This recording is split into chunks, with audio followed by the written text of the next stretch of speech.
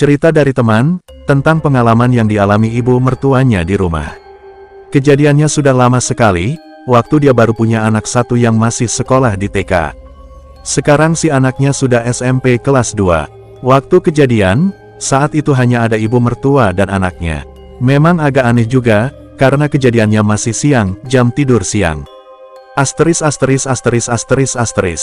Waktu itu ibu mertua dan anakku berada di kamar tidur. Ibu sedang meninabobokan anakku, dan karena di rumah memang hanya ada mereka berdua saja, makanya semua pintu depan dan belakang dikunci terlebih dahulu oleh ibu, takut kalau saat sedang meninabobokan cucunya, ada yang menyelinap masuk ke rumah.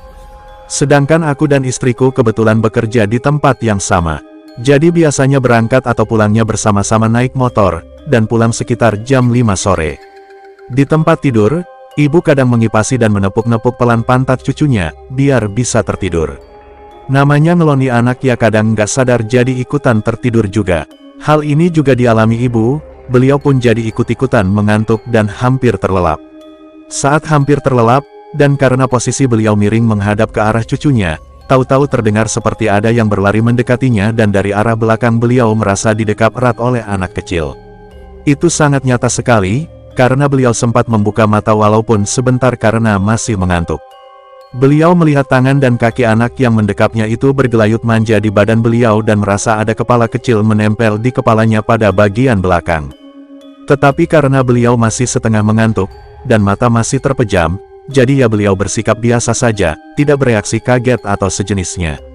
Bahkan beliau sempat mengelus-elus rambut si anak yang berada di belakang kepala beliau tersebut dengan satu tangannya, dan merasa kalau rambut si anak yang mendekapnya itu berambut panjang seperti anak perempuan. Ono opo yonduk, sopo yo iki, ada apa ya nak, siapa ya ini, kata ibu mertuaku sambil mengelus-ngelus kepala anak itu. Dan setelah itu, ibu merasa dekapannya dilepas dan terdengar seperti anak kecil berlari keluar dari kamar tidur.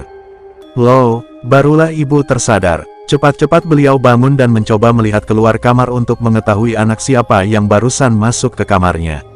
Kan aneh juga menurut beliau, karena semua pintu masuk ke dalam rumah sudah beliau kunci. Dicari-cari ke segala sudut rumah nggak ada, dilihat ke halaman rumah juga nggak terlihat ada anak sedang berlari keluar halaman. Kan nggak mungkin juga sampai secepat itu menghilangnya. Dan beliau juga nggak mendengar suara pintu dibuka. Kalaupun memang beliau kelupaan mengunci pintu dan menyebabkan anak kecil itu bisa masuk atau keluar rumah, tapi saat beliau mau ke teras, pintu masih dalam keadaan terkunci. Ibu jadi bertanya-tanya dalam hatinya, jangan-jangan anak kecil tadi itu. Tapi untungnya beliau tetap santai saja karena mungkin masih siang jadi nggak begitu takut.